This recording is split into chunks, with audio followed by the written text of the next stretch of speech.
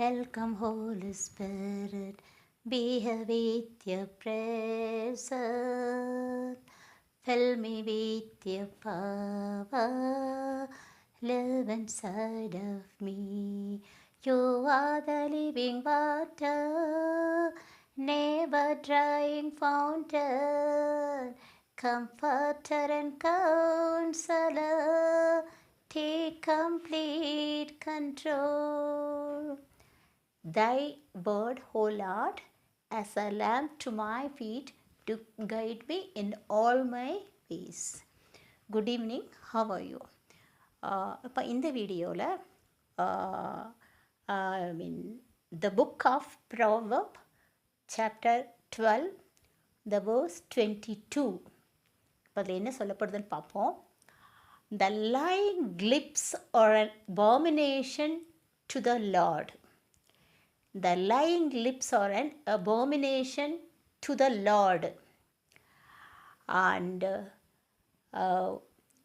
but those who act truthfully are delight to him. அதே தமிழில் என்ன பார்க்கலாம்? பொய்யுரைக்கும் நாவை கடவுள் வெறுக்கிறார். பொய்யுரைக்கும் நாவை கடவுள் வெறுக்கிறார்.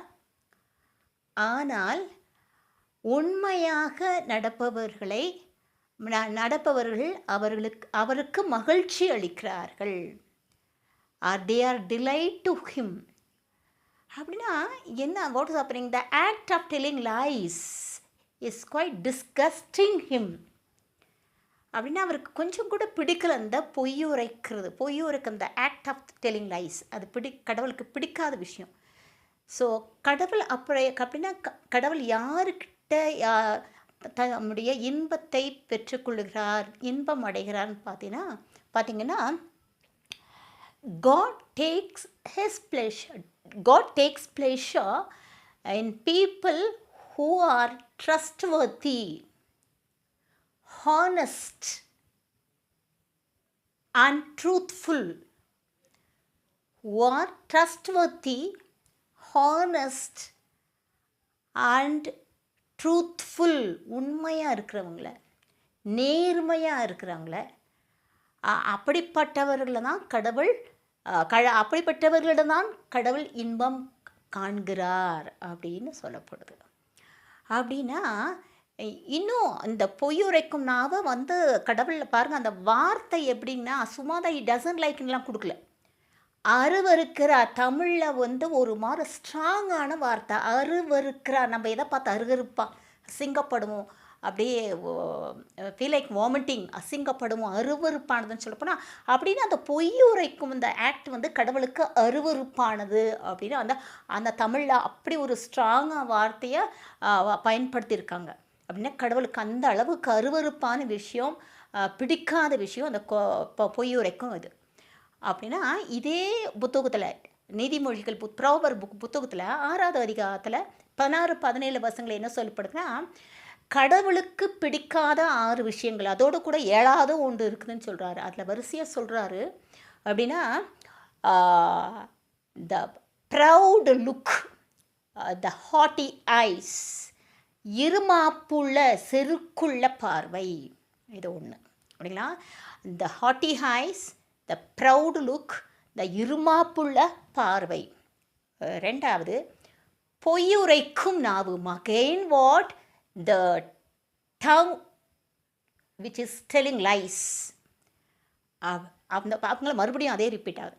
3வது என்னன்னாக்கா the hands that are shedding the innocent blood, குற்றமற்றோரின் இரத்தத்தை சிந்துற கைகள். அடுத்தது என்னன்னு பார்த்தோம்னா the heart which devises the evil plans, அதாவது ஒரு கெட்டதை கெட்டதை நினைக்கும் உள்ளம், அது ஒன்று. அப்படின்னு அடுத்தது வந்தீங்கன்னா ஃபால்ஸ் விட்னஸ், இந்த பொய் சாட்சி இல்லைங்களா, அப்படி ஒன்று. அடுத்தது தீமை செய்ய விரையும் கால்கள், the feet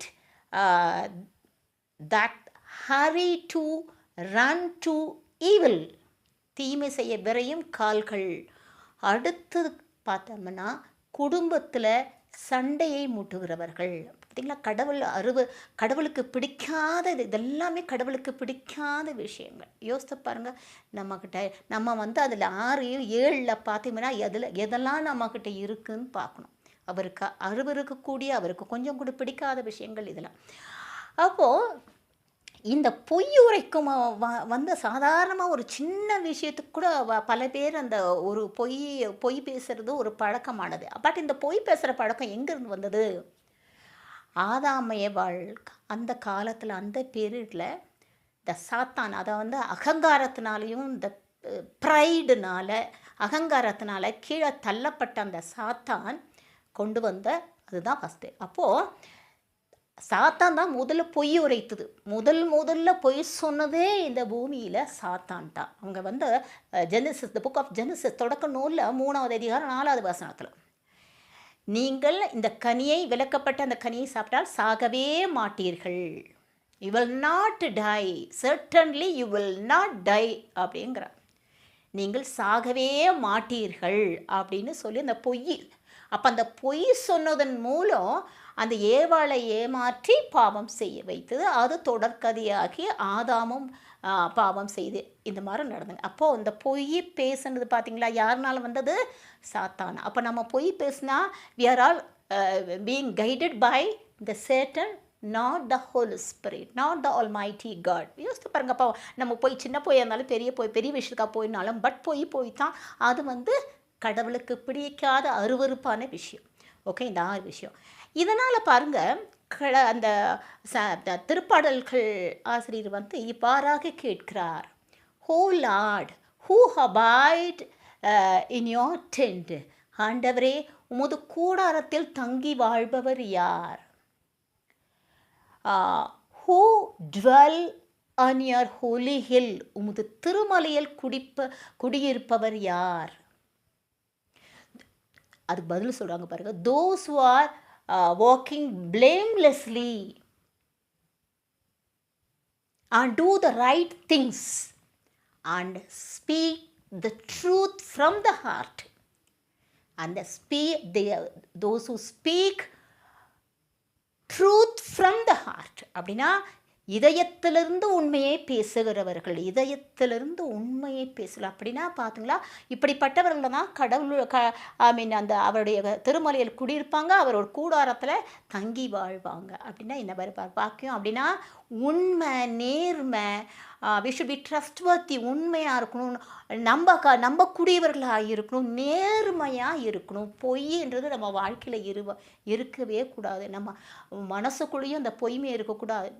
பொய்மை இருந்தாலுமே we are cheating others, we are deceiving others, we are deceiving the Almighty God. But அவங்களையும் அப்படி பொய் சொல்கிறவங்களாம் தன்னையும் ஏமாற்றி மற்றவங்களையும் ஏமாற்றினேன். they are deceiving. எவ்வளோ மோசமான காரியம் இல்லைங்களா? பொய் பேசினாக்கா அவங்கள நம்ப வைக்கிறோம் அப்படின்னா we are deceiving, ஏமாத்துறோம், சீட்டிங்.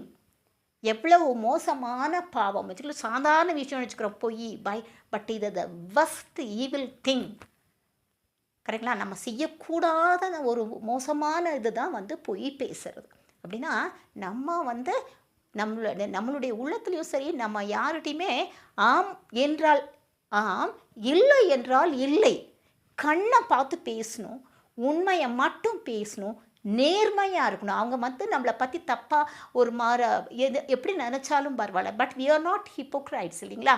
நம்மளுடைய இந்த வெளிவேடம் இருக்காது. உண்மையாக நேர்மையாக உண்மை மட்டும் பேசினா நம்மக்கிட்ட அந்த வெளிவேடம் இல்லை. we are not hypocrisy வெளிவேடமே இல்லாது. இதை தான் கடவுள் விரும்புகிறாருங்க. ஓகேங்களா? இதோடு இந்த வீடியோ முடிச்சுக்கணும். அப்படின்னா எப்போவுமே நம்ம உண்மையை பேசும் மக்களாக இருந்து கடவுளால் விரும்பப்படும் மக்களாக இருப்போம். Okay, all the best. Bye bye. Thank you so much.